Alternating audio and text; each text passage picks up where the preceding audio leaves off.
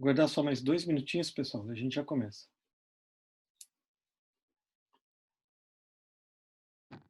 Professor, a aula ela vai ter 40 minutos ou não? A aula vai até 9h15. Eu vou fazer o seguinte, eu vou começar com o Zoom, uns 40 minutos. Daí a gente vai migrar para o Collaborate. Eu estou fazendo digamos assim, testando os dois para ver qual que vai se comportar melhor. Nesse momento, a gente está com uma expectativa de um alto impacto ali na rede, no acesso ao Blackboard. Então, a gente vai ver como é que o Blackboard vai se comportar nesse momento. Tem várias turmas, né? Milhares de estudantes acessando nesse momento, então pode ser que haja uma lentidão. Não, mas tudo bem. Então, segue até 9h30. Talvez acabe um pouco antes, vamos ver.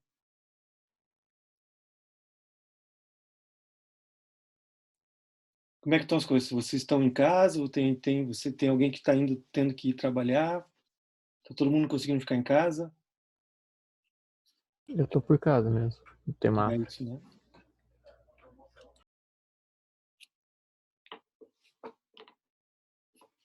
Isso mesmo, tem que ficar em casa, né?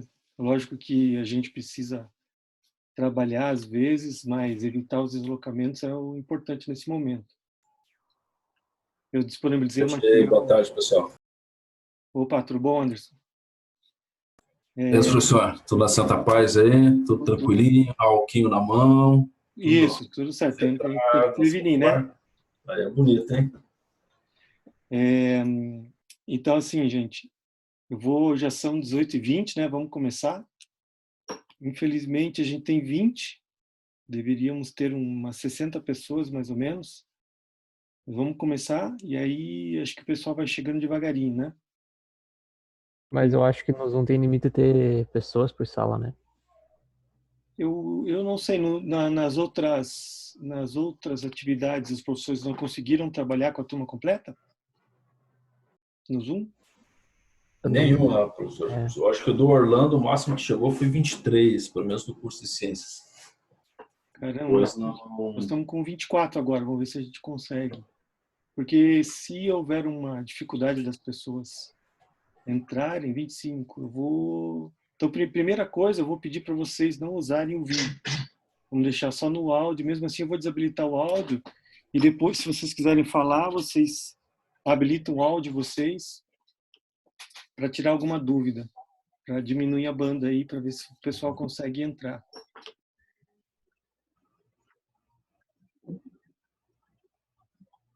A gente está com 28 aí.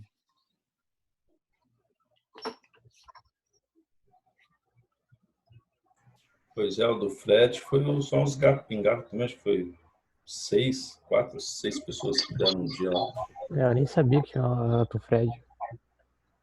Pois é. Então, na verdade, vocês devem ter recebido comunicados aí, né, de que as aulas, a princípio, elas estão normais. No horário de aula, no horário previsto da aula, o professor deve se conectar. Ele não tem a obrigação, digamos assim, de permanecer todo o tempo da aula apresentando coisas para vocês, mas o ideal é que ele esteja ali presente para tirar dúvidas, disponibilize o material, etc., né? Então, hoje a gente vai começar. Eu vou só fechar a porta aqui para não vazar nenhum barulho aqui, só um minutinho. O que teve na aula de filosofia? Para quem foi, no caso. Aí, cara, ele passou um trabalho lá, velho. O Phelps está falando aqui que o Blackboard já está travado para ele. Não sei exatamente, não sei se é por uma questão de quantidade de acessos. Depois você me avisa, Phelps. Não só para ele, professor, para mim também. Entra aqui, leva 3 anos para abrir um link aqui, cara, um slide, qualquer coisa.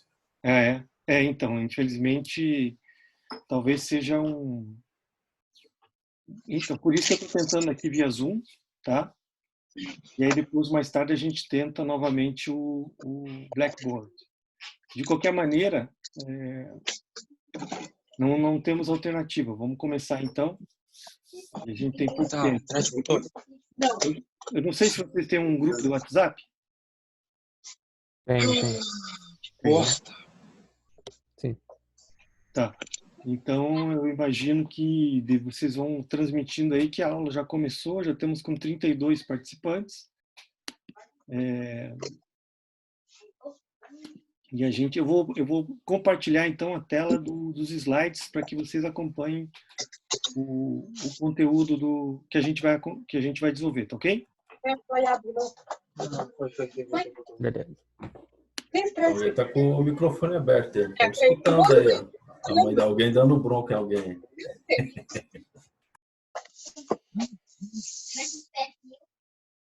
Vou fazer o seguinte aqui, então. O quê? A internet não tá funcionando, não tá abrindo. Tá. Obrigado.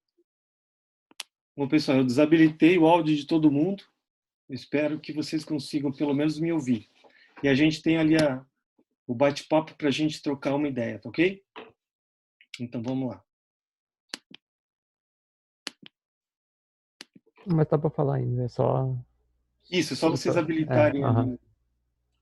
Mas eu peço que vocês, na medida do possível, deixem desligado ali o microfone de vocês para que todo mundo consiga acompanhar direitinho. Então é isso aí, pessoal. A gente vai retomar o nosso trabalho. Eu agradeço aí a compreensão de vocês. Já é um momento complicado, todo mundo tá passando. A gente vai fazer o possível para a gente poder desenvolver a nossa disciplina. Novamente, eu reforço uma coisa que nem todo mundo está fazendo, que é entrar em contato com o professor em horários alternativos. Então, a qualquer momento, vocês podem mandar uma mensagem via Blackboard e, inclusive, no meu caso, se quiserem agendar um Skype, alguma coisa assim, para tirar alguma dúvida, é possível, ok? Não fiquem limitados ao encontro que a gente está tendo aqui às segundas-feiras. Alguns já mandaram mensagem com código para eu dar uma ajuda, mas fico aí disponível para tirar dúvidas de uma maneira mais personalizada, digamos assim.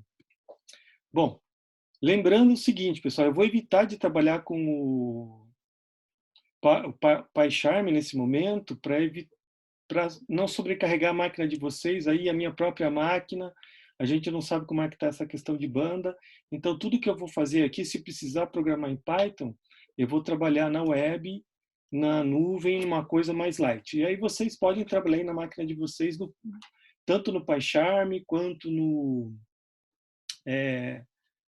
na nuvem, usando aquele link que eu comentei com vocês, ou mesmo linha de comando que nem a gente tem feito, ok?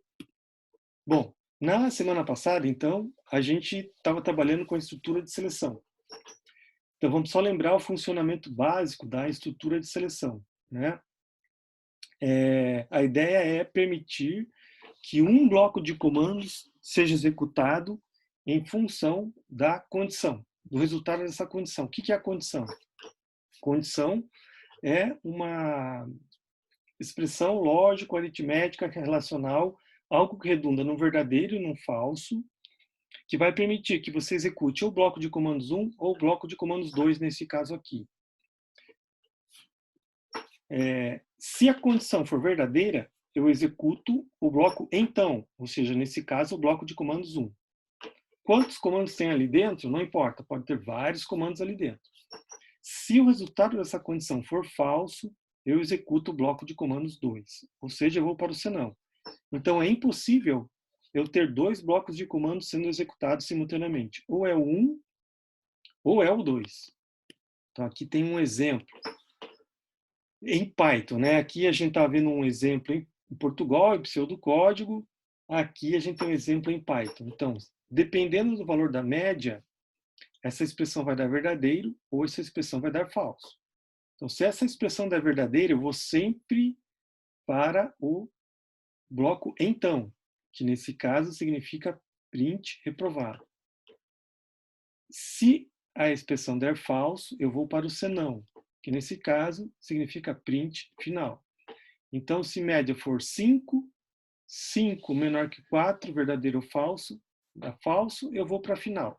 Se média for 3, 3 menor que 4, verdadeiro, eu vou para reprovado. No final da aula passada, a gente complementou esse exercício aqui, ó, você deve estar lembrado. A gente tem a leitura de 4 valores, somamos esses 4 valores, dividimos por 4 e calculamos a média. Então, essa é a média dos 4 valores. Dependendo do valor da média, uma das 3 mensagens vai ser impressa. Então, perceba, eu tenho 3 caminhos diferentes. Como o if ele só tem 2 caminhos, ou então ou senão, o que aconteceu? Apareceu um if dentro do outro. Então, se média for maior ou igual a 7, o resultado vai dar verdadeiro, eu venho para aprovado. Se média não for maior ou igual a 7, eu venho para o senão. Aí, o comando dentro do senão é um outro if. E ele vai fazer um outro teste. Então, vamos simular aqui. Ó. Digamos que média seja igual a 8. 8 maior ou igual a 7, verdadeiro ou falso? Verdadeiro. Então, ele vem para o aprovado. Depois de imprimir o aprovado, para onde ele vai? Ele vai para o primeiro comando após o if. No caso, não tem nenhum aqui. Ó. Então, o programa acabaria. Né? Agora, digamos que média seja 2. Então, 2 é maior ou igual a 7, verdadeiro ou falso? Falso. Então, ele vai para o senão. Aí, dentro do else, do senão, eu tenho outro teste. Média 2. 2 é maior ou igual a 4, verdadeiro ou falso? É falso. Então, ele vem para esse outro senão, imprimindo o reprovado. Depois daqui, ele continua o programa. No caso, não há nada, ele encerra.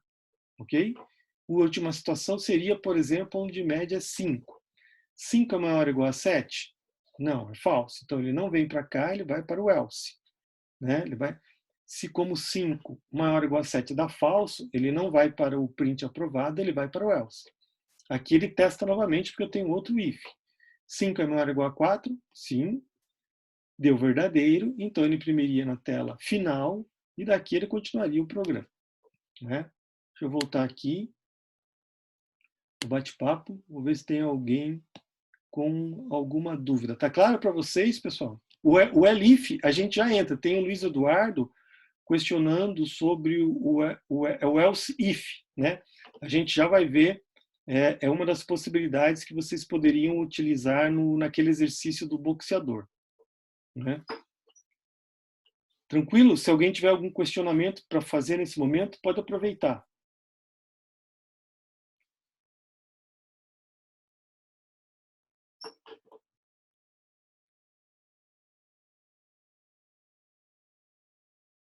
Beleza, por enquanto estamos tranquilos então.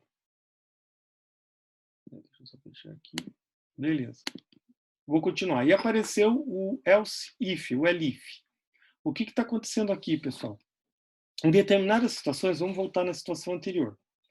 Na situação anterior, a gente tem 3 caminhos distintos. Ou o aluno está aprovado, ou o aluno está em final, ou o aluno está reprovado. Agora, dependendo do que você esteja fazendo, pode ser que eu tenha muitos caminhos diferentes para seguir. Então, se eu tiver muitos caminhos diferentes para seguir, vai acontecer o quê? De eu ter vários ifs, um dentro do outro. Né? Para resolver esse problema, nós temos essa estrutura aqui que a gente chama de estrutura de seleção de múltipla escolha. Então, vocês já vão ver um exemplo de aplicação dessa estrutura.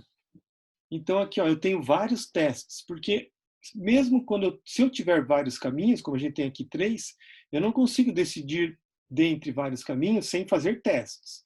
Então, eu tenho que incluir esses testes, né, que me permitem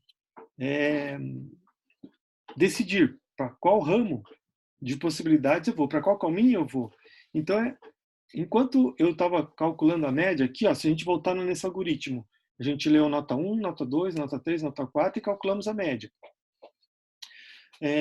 Depois que a gente calculou a média, a gente começou um bloco, que é o if, onde eu tenho 3 caminhos distintos a seguir. Ou eu imprimo aprovado, ou eu imprimo final, ou eu imprimo reprovado. Eu quero imprimir na tela uma das mensagens. Não tem nenhum aluno que ao mesmo tempo esteja aprovado e em final. Ou ele está aprovado, ou ele está em final, ou ele está reprovado. Tudo depende do valor da média.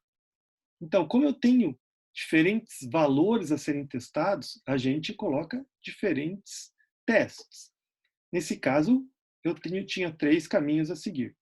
Então, se eu tiver muitos caminhos a seguir, eu posso lançar mão do elif, onde o procedimento básico é o seguinte, ó, eu começo com o if, aí eu tenho o primeiro teste. Se esse teste der verdadeiro, eu executo os comandos que estão ali na primeira parte, no então.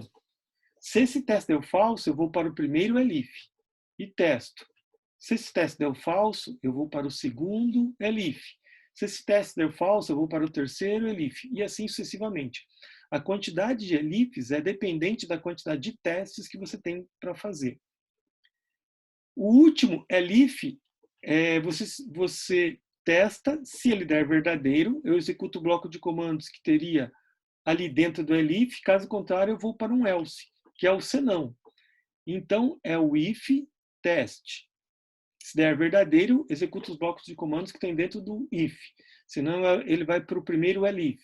Se der verdadeiro, bloco de comandos do primeiro elif. Se der falso, ele vai para o segundo elif. Se der falso, ele vai para o terceiro elif. Até que ele teste todos os elifs. Se todos os elifs derem falsos, ele vai para o else, que é a última possibilidade. Então, para ficar mais fácil de entender, a gente vai aplicar nesse exercício. Não sei quantos de vocês conseguiram resolver esse exercício aqui do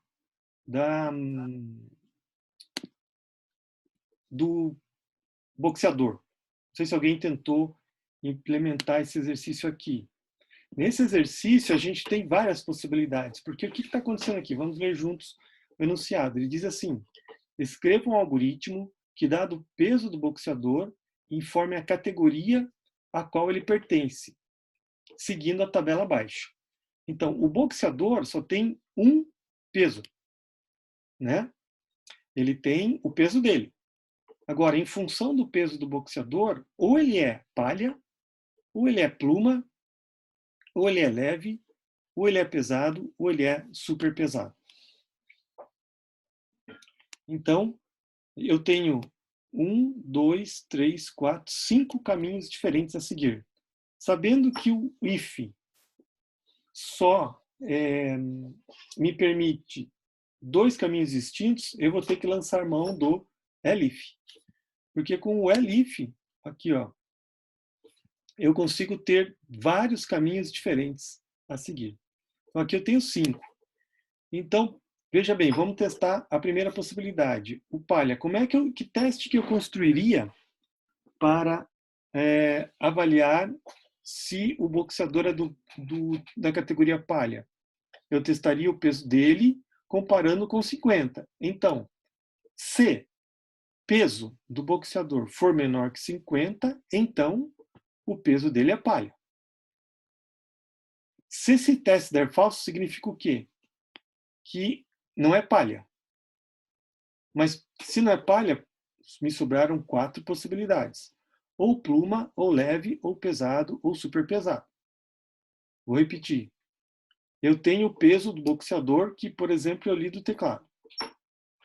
Para descobrir se o peso do boxeador é palha, eu vou fazer um teste. Se o peso do boxeador for menor que 50, porque isso eu estou tirando dessa tabela que tem aqui no slide.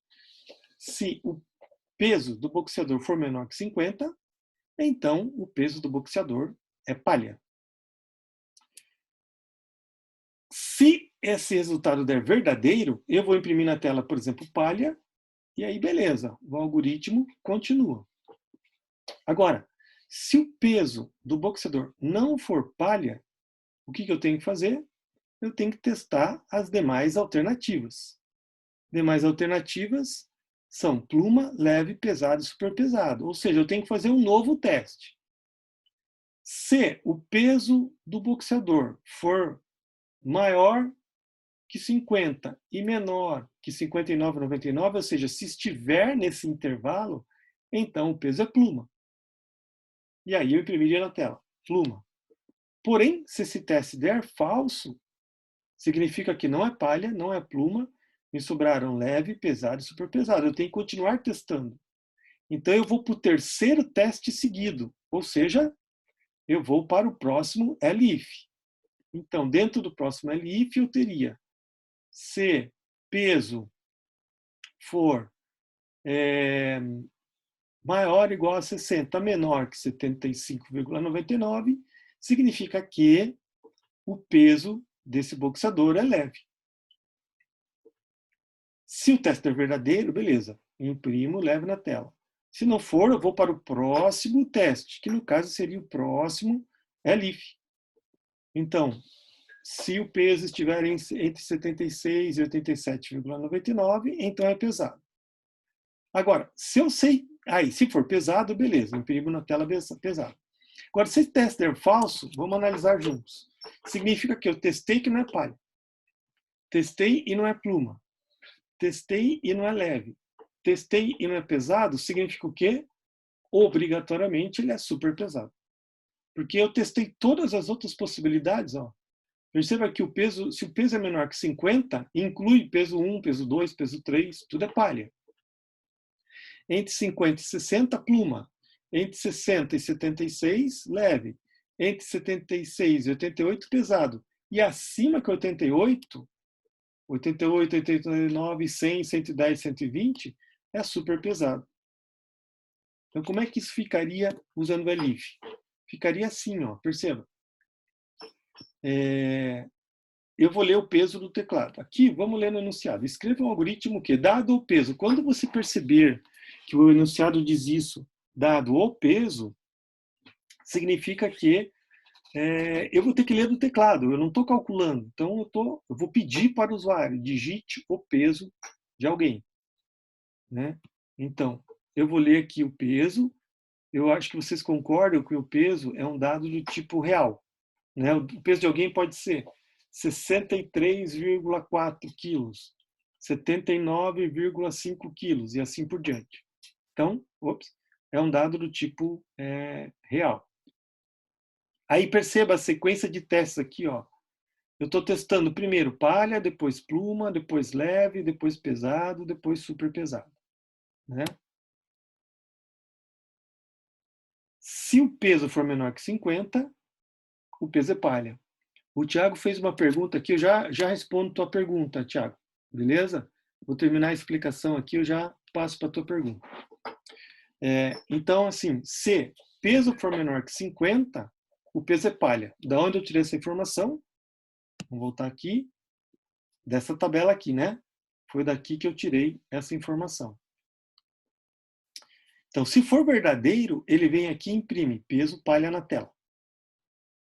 E daqui iria para onde, pessoal? Ele pularia todos os elifs, porque já deu verdadeiro. Aqui, um deles só dará verdadeiro. Por mais que eu tenha vários caminhos, não tem como o cara ser ao mesmo tempo peso palha e peso pesado. Ele vai para um dos caminhos possíveis. Né?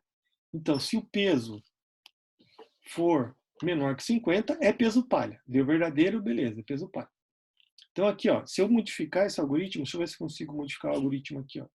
Eu posso vir aqui, só tirar isso aqui. Posso vir aqui, vou escrever um comando aqui, ó, só para vocês entenderem para onde vai o algoritmo. Né? Então, se eu colocar aqui, por exemplo, vou colocar aqui o termo, né, a expressão final do algoritmo, só para vocês irem acompanhando a sequência. Né? Então, por exemplo, se o peso é 30, 30 é menor que 50? Sim. Então, ele vai imprimir peso palha e daqui ele vai para onde? Ele vai direto para a próxima linha, que é a primeira linha após o if, né? Que no caso é essa, final do algoritmo. Imprimiria esse comando, se tivesse mais um, o próximo comando, o próximo comando, o próximo comando e assim por diante. Suponhamos que o peso seja 55. Então, pergunto para vocês, peso 55 é menor que 50, é verdadeiro ou falso? 55 é maior que 50. Então, esse teste daria falso. Né? Então, nesse caso, ele vai para o primeiro elif. E daí testa 55. Peso é maior ou igual a 50? 55 é maior ou igual a 50, é verdadeiro ou falso? Verdadeiro. Aí percebe que aparece uma novidade ali, o AND. O que é o AND? O AND é aquela variável, aquele operador lógico que a gente viu de tabelas verdades, que permite que a gente faça um E. O AND é o E em inglês. Então, quando eu quero testar duas coisas, eu uso o AND.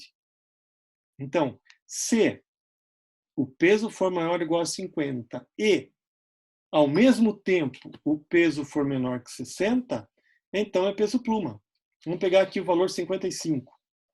55 é maior ou igual a 50, verdadeiro ou falso? Verdadeiro. Peso, 55. 55 é menor que 60? Verdadeiro. Então, o peso é maior ou igual a 50? Sim. O peso é menor que 60? Sim. Então, os dois eram verdadeiros, o E dá verdadeiro, de acordo com aquela tabela verdade que a gente viu há dois encontros atrás. Então, nesse caso, ele imprimiria peso leve. Desculpe, peso pluma. Imprimir o peso pluma, para onde ele vai?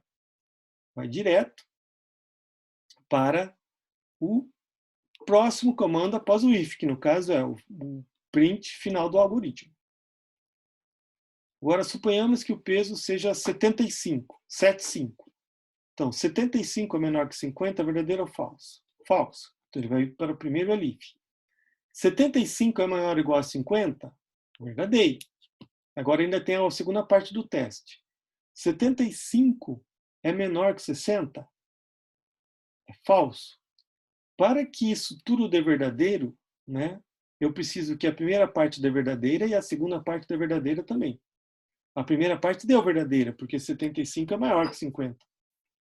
Mas a segunda parte deu falso, porque 75 não é menor que 60. Então, nesse caso, toda a expressão dá falso. É aquela tabela verdade que a gente viu 2 semanas atrás. Então, verdadeiro e falso dá falso.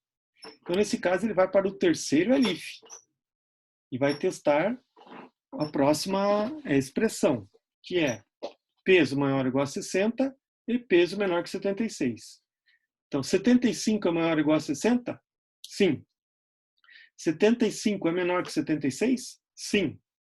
Então, verdadeiro e verdadeiro dá verdadeiro e ele imprime peso leve. E assim sucessivamente, né? O próximo caso é o peso pesado, né? Então, se o peso estiver entre 76 e 88, beleza, peso pesado. Agora, se o peso for 100, por exemplo, a primeira expressão vai dar falso, porque peso 100 não é menor que 50, deu falso. A segunda expressão também vai dar falso, porque apesar de peso ser maior ou igual a 50, o peso é 100, né? Se ser maior que 50, 100 não é menor que 60. Então, deu falso essa expressão, ele vem para o próximo. 100 é maior que 60? É, mas 100 não é menor que 76. Então, deu falso também. Vem para cá. 100 é maior ou igual a 76? É, mas 100 não é menor que 88. Então, essa expressão deu falso também. Então, todas elas deram falso, ele caiu no senão. Ele vai imprimir na tela peso super pesado. Depois daqui para onde ele vai, próximo comando, final do algoritmo. Então, comparando com a tabela, vocês devem ter percebido pequenas sutilezas, né? Olha só, na tabela diz lá, menor que 50. Beleza, então a expressão ficou peso menor que 50. Agora, próxima linha da tabela, peso entre 50 e 59,99. Então, 59,99, como é que a gente transformou na nossa expressão? A gente colocou menor que 60, porque vale qualquer coisa menor que 60. Porque o 60, incluindo o 60, ficou aqui, ó, no leve. Tá vendo? O pluma é entre 50 e qualquer coisa menor que 60. E o leve ficou entre 60 e qualquer coisa menor que 76, porque o 76 em si ficou para o pesado. Então, por isso, apareceu aqui no resultado esse menor que 60, menor que 76, menor que 88, porque eu estou aproveitando aqui os valores da tabela. Ó. Qualquer coisa menor que 60 é pluma, entre 50 e 60. Leve, entre 60 e 76. Pesado, entre 76 e 88. Ok? Então, aí o Thiago tinha feito uma pergunta, né? Com relação a esse, professor, tem uma questão. Se utilizar o maior e menor peso nas duas primeiras validações e inverter nas demais, eu reduzi a fórmula e tirei os N's. Daí, só fazendo o teste, se menor que X e assim por diante. Efetivamente, tem como fazer esse teste sem usar o E. Eu usei o E para que você lembre da utilização do E. Depois, o Thiago poderia até colar aqui, Thiago, se você tiver a solução aí do teu exercício, depois você cola aqui no bate-papo para as pessoas entenderem o que você está querendo dizer. Tá? Isso, ele colou ali. Depois tenta comparar a lógica que ele está usando aqui com a lógica que nós estamos utilizando aqui. A lógica que eu utilizei com o E, ela está mais próxima, digamos assim, da tabela que tem aqui, né? Porque a tabela tem um intervalo entre 50 e 60, entre 60 e 75, entre 76 e 88. Já a versão dele é a versão 2.0, digamos assim. Ele pensou, ele refletiu e encontrou uma forma de não precisar do E. Para que isso ocorresse, perceba que ele inverteu. Ele começou testando do super pesado e foi descendo, né, em direção a outros intervalos, digamos assim. Em ambos os casos, daria certo, ok? Não tem problema nenhum. Antes da gente continuar, alguém gostaria de fazer uma pergunta? É só habilitar o microfone, por gentileza. Professor, eu só não entendi qual que é a diferença em si entre o else e o else if. Tá. Ambos são a mesma coisa. O else if é o senão se e o else é só senão. Então, assim, vamos voltar aqui no exercício. Vou compartilhar novamente a tela com vocês. Pessoal, só um detalhe. Está programado aqui para acabar o Zoom para daqui a alguns minutos. Tá? Aí todo mundo vai lá para o Blackboard, que eu vou tentar utilizar o Collaborate. Se o Collaborate tiver com problema, se vocês não tiverem conseguindo